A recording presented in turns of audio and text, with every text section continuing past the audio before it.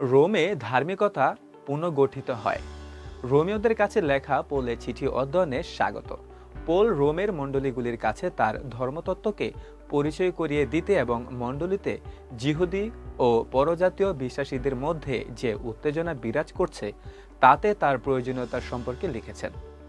তিনি তাদের মধ্যে সুসমাচার প্রচারের জন্য নতুন আবাসস্থান প্রতিষ্ঠার আশা করেন এবং মনে করেন যে তারা একে অপরের জন্য পারস্পরিক উপকারী হতে পারে। এই পাঠ চিঠির চূড়ান্ত বিভাগে চলে আসে, যেখানে পোল অনেক গভীর সত্য যা তিনি শিক্ষা দিয়ে আসছিলেন সেগুলোর ব্যবহারিক রূপ দিতে শুরু করেন। রোমীয় 11 অধ্যায় শেষে পোল তার চিঠির শিক্ষার বিভাগের উপসংহার আনেন। এখন 12 অধ্যায়ে পোল প্রয়োগ অংশ শুরু করেন।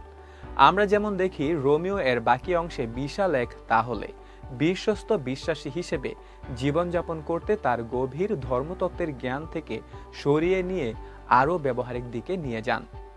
আমরা রোমীয় 12 অধ্যায় 1 থেকে 2 পদে পড়ি, তাহলে ভাইয়েরা, ঈশ্বরের এই সব দয়ার জন্যই আমি তোমাদের বিশেষভাবে অনুরোধ করছি, তোমরা তোমাদের দেহকে জীবিত, পবিত্র ও ঈশ্বরের গ্রহণযোগ্য উৎসর্গ হিসাবে ঈশ্বরের হাতে তুলে দাও।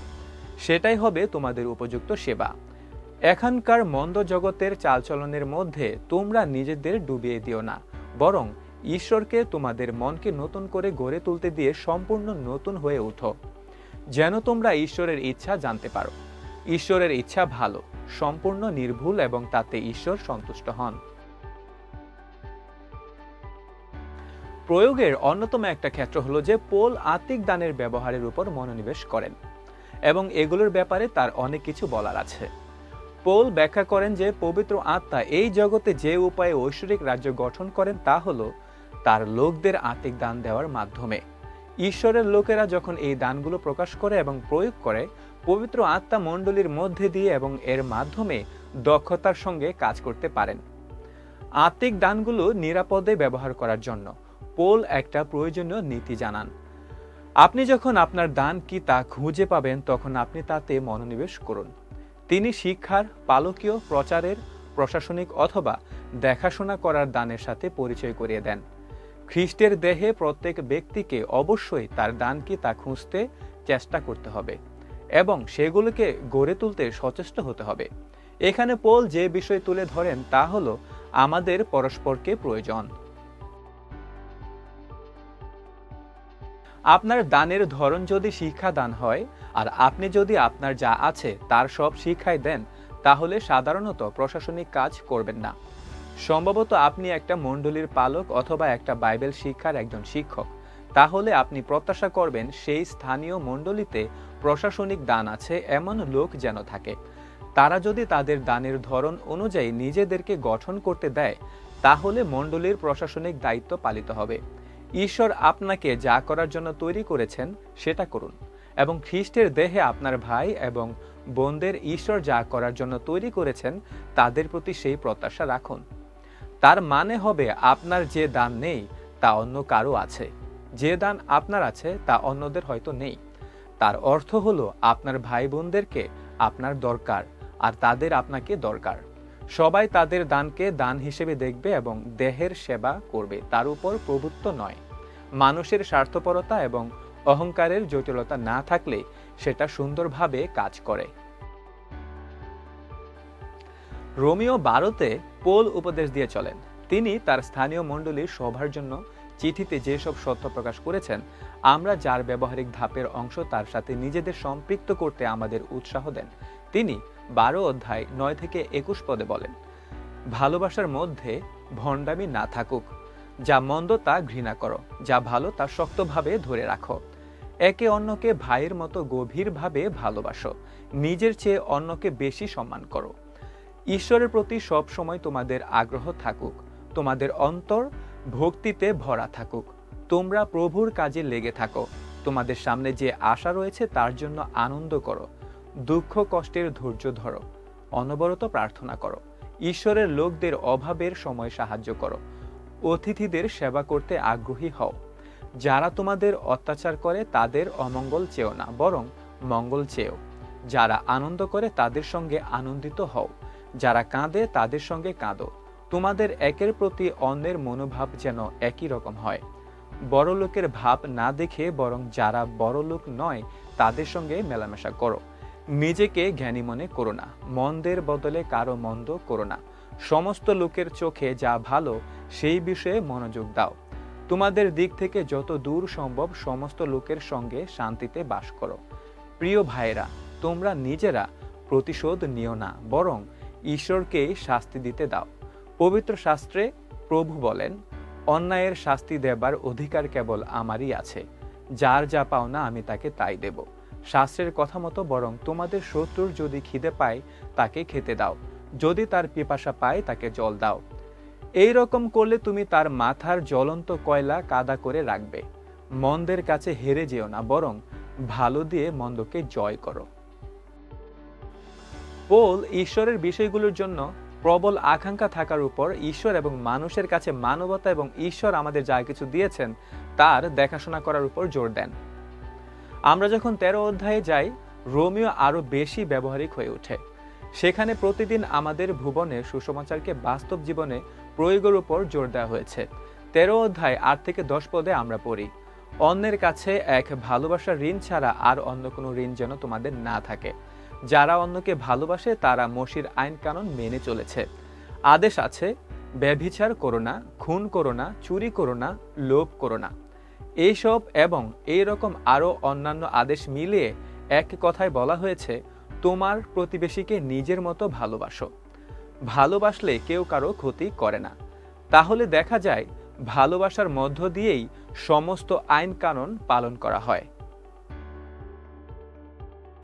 তিনি 13 থেকে 14 পদে এই নিয়ে আরো বেশি লিপিবদ্ধ করেছেন এই বলে, হই হুল্লা করে মদ খাওয়া এবং মাতলামিতে নয়, ব্যভিচার ও বিশৃঙ্খল জীবনে নয়, ঝগড়াঝাটি ও হিংসাতে নয়, কিন্তু প্রভু যীশু খ্রিস্টকে দিয়ে নিজেদের ঢেকে ফেলো। পাপ স্বভাবের ইচ্ছা পূর্ণ করবার দিকে মন দিও না। খ্রিস্ট ধর্ম ধর্মতত্ত্বের চেয়েও বেশি কিছু, যার মূলে ঐশ্বরিক মানুষের সম্পর্ক রয়েছে, যাতে শক্তিশালী ধর্মতাত্ত্বিক ভিত্তি নিয়ে এটা একটা জীবনধারা। এখন 14 অধ্যায়ে পৌল রোমীয় মণ্ডলীর সভ্যদেরকে যিহুদি বিশ্বাসীদের জন্য একটা নির্দিষ্ট যাতনার বিষয়ে উপদেশ দেন, খাদ্যাভ্যাস। যিহুদি আরাধনাকারীদের জন্য খাদ্যাভ্যাসের ব্যবস্থা বেশ গুরুত্বপূর্ণ। তারা বিশ্রামবার পালন এবং তেসেল ধূপ না পড়ার পাশাপাশি তাদের খাদ্যাভ্যাসের নিষেধাজ্ঞাকে চুক্তির চিহ্ন হিসেবে গণ্য করে। প্রাচীন বিশ্বের অতিথিপরায়ণতার অনুশীলন এবং বিশ্বাসীদের জন্য এক টেবিলে বসে খাওয়ার পরিপ্রেক্ষিতে এটা এক টেবিলে বসে অভিজ্ঞতা লাভের চেষ্টা, যা নিশ্চয়ই যাদের ধর্মীয় অভিব্যক্তির সাথে পরজাতীয়দের অনেক সুস্বাদু খাবার থেকে তাদের উৎসাহ দমাতে পারেনি, যা যিহুদিদের পেটে গিয়ে থাকবে। তারপর তাদের দিন বিষয়েও বিতর্ক আছে। যিহুদিরা সপ্তাহের সপ্তম দিনকে তাদের বিশ্রামবার বলে পবিত্র গণ্য করে। বিশ্রামবারের বিশ্রামের সংজ্ঞায় বেশ কয়েকশো নিয়ম পালন করা হয়। পরজাতীয়দের আরাধনার ধারণায় যার অর্থ খুবই সামান্য। আসলে তাদের উদাসীনতা এই ধরনের যিহুদি সব ছুটির দিনগুলো এবং তাদের ঘিরে থাকা সব ঐতিহ্যের বিষয়ে অনেক ছড়িয়ে গিয়েছিল।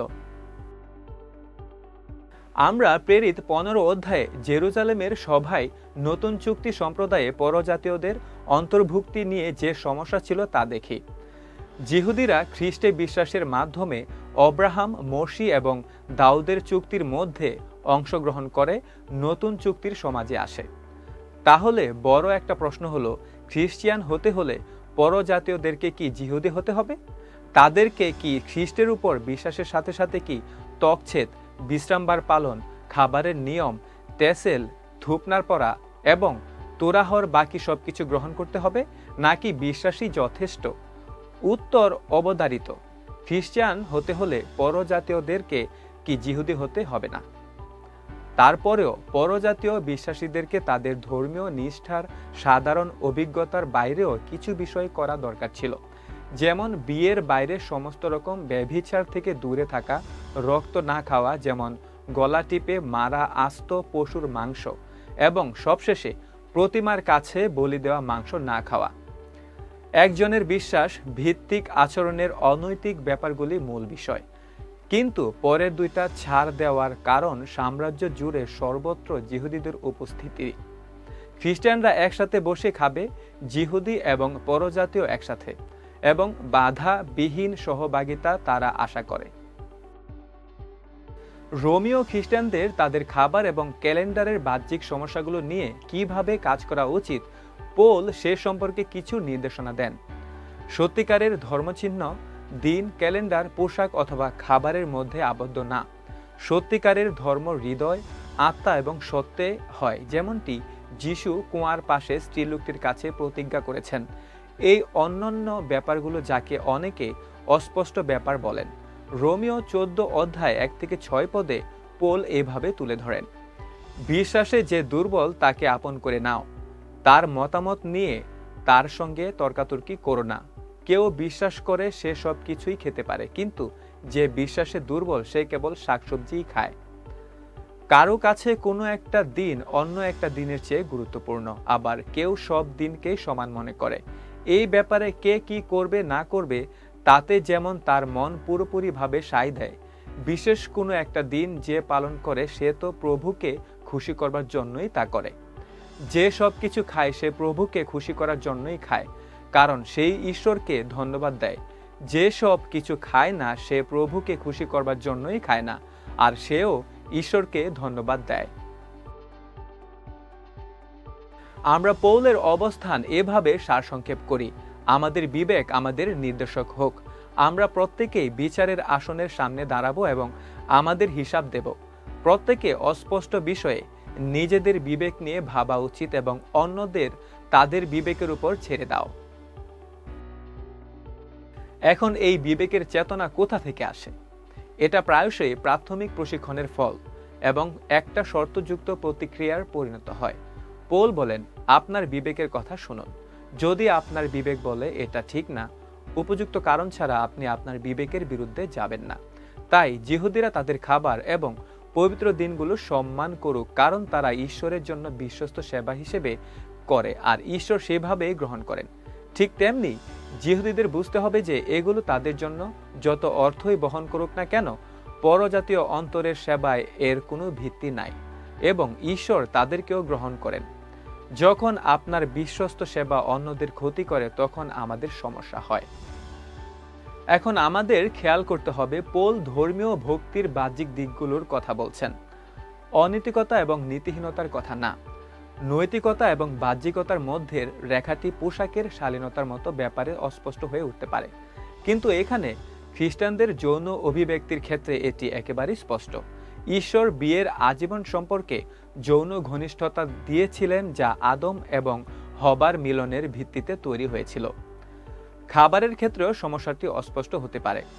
যখন মদ্যপান মাতালতার এবং আসক্তির দিকে নিয়ে যেতে যায়, খ্রিস্টানদেরকে অন্যদের কাছে ঈশ্বরের প্রতিমূর্তিকে সম্মান দেখাতে, সহবিশ্বাসীদের এবং বিশ্বের সামনে খ্রিস্টের গৌরবের জন্য নিজেকে কিভাবে পরিচালিত করা যায় এবং তোরাহ ব্যবস্থায় ঈশ্বরের ঐশ্বরিক আদেশকে প্রতিফলিত করতে চেষ্টা করতে পবিত্র আত্মার পরিচালনার জন্য উন্মুক্ত থাকতে হবে। আমাদেরকে আমাদের চারপাশে যারা আছে তাদের দিকে তাকাতে হবে এবং আমাদের নিজেদের স্বাধীনতা এবং আকাঙ্ক্ষায় গৌরব নয়, কিন্তু আমাদের আশেপাশে যারা আছে তাদের জন্য খ্রিস্ট মরেছেন এই সত্যকে সম্মান করতে হবে। এবং আমরা কি আমাদের স্বার্থপর স্বাধীনতার জন্য তাদের ক্ষতি করব? 13 অধ্যায়ে পৌলের আলোচনাকে সরকারের কাছে আপনি কিভাবে প্রয়োগ করেন তা নিয়ে কিছু বলার আছে। রোমীয় 13 অধ্যায় 1 পদে প্রত্যেকেই দেশের শাসনকর্তাদের মেনে চলুক, কারণ ঈশ্বর যাকে শাসনকর্তা করেন তিনি ছাড়া আর কেউই শাসনকর্তা হতে পারেন না। ঈশ্বরই শাসনকর্তাদের নিযুক্ত করেছেন। পৌল 3 বার বলবেন যে শাসনকর্তা ঈশ্বরের সেবাকারী। পৌল রোমীয় 13-তে বলেন যে ঈশ্বর তার বিচার অনুশীলন করতে সরকারকে ব্যবহার করেন। মন্দ লোকদের তাদের যা খুশি করতে দেওয়া যাবে না। শান্তি এবং শৃঙ্খলার রাজত্ব করা উচিত, সেটা ত্রুটিপূর্ণভাবে দেওয়া আদেশ হলেও ঈশ্বরই যিনি আমাদের বলে দেন যে ঠিক এবং বেঠিক বিষয় আছে। আইনের উৎস ঈশ্বরই খুঁজে পায়, এমনকি যখন এর প্রয়োগকারীরা তাকে সম্মান করে না তখনও। তাই শাসনকর্তারা ঈশ্বর হতে সেই ক্ষমতা লাভ করে। তাই আমাদের আইন এবং সরকারি কর্তৃপক্ষের অধীনে জীবনযাপন করা উচিত, যা ঈশ্বর আমাদের উপর রেখেছেন যতটা সম্ভব শান্তিপূর্ণভাবে। শাস্ত্রের সামগ্রিক প্রেক্ষাপটে বিবেচনা করলে এই চিত্রে জটিলতা আছে। আমরা ঈশ্বর এবং খ্রিস্টের বাধ্যবাধকতার সীমার মধ্যে থেকে সরকারের ভূমিকাকে সম্মান করি। যেমন পিতর প্রেরিত 5:29 বলেছেন, মানুষ অপেক্ষা আমরা ঈশ্বরের বাধ্য হব। পুরাতন নিয়মে ভাববাদীদের সাথে দুষ্ট রাজাদের বিরোধিতার দীর্ঘ সময়ের ঐতিহ্য আছে। তাই প্রেরিতদের কাজের বই জুড়েও আমরা দেখি পৌল নিজেও রোমীয় নাগরিক এই যোগ্যতা লাভ করা যিহুদিদের জন্য কঠিন ছিল হিসেবে যেসব রাজনৈতিক সুবিধা তার হাতে ছিল তিনি তা ব্যবহার করেছেন। তারপরেও পৌলের রোমীয় 13 অধ্যায়ে অন্যান্য ব্যাপারগুলোর ভিত্তি তৈরি করে। ঈশ্বর একজন নিয়মের ঈশ্বর এবং খ্রিস্টানরা অবশ্যই শান্তির অনুধাবন করবে এবং মনে রাখবে যে সে খ্রিস্টের নাম বহন করে, তাদের কাজ যাই হোক না কেন। রোমীয় 15 অধ্যায়ে এসে আমরা পৌলের হৃদয়ের গুরুত্বপূর্ণ অন্তর্দৃষ্টি লাভ করি। তিনি আত্মার পরিত্রাণের জন্য বোঝা অনুভব করেন। রোমীয়দের প্রতি চিঠির প্রাথমিক উদ্দেশ্যই হলো যেসব জায়গায় সুসমাচার পৌঁছায়নি সেখানে সুসমাচার নিয়ে আসার জন্য পৌলকে পশ্চিমের দিকে ঠেলে দেয়। রোমীয় 15 অধ্যায় 18-20 পদে এই দাবি রাখা হয় যে তিনি ইতিমধ্যেই জেরুজালেম থেকে ইতালিতে প্রচারণা করেছেন। পৌল রোমীয় 15 অধ্যায় 24 পদে বলেন, তাই এখন স্পেন দেশে যাবার পথে আমি তোমাদের কাছে যেতে চাইছি। আমি আশা করি যে ওই পথ দিয়ে যাবার সময়ে তোমাদের কাছে যেতে পারবো এবং তোমাদের সঙ্গে কিছু সময় আনন্দে কাটাবার পর তোমরাই আমাকে স্পেন দেশে যাবার ব্যবস্থা করে দেবে। প্রেরিত 19 অধ্যায় 21 পদে পৌল বলেন, আমাকে রোম শহরে যেতে হবে।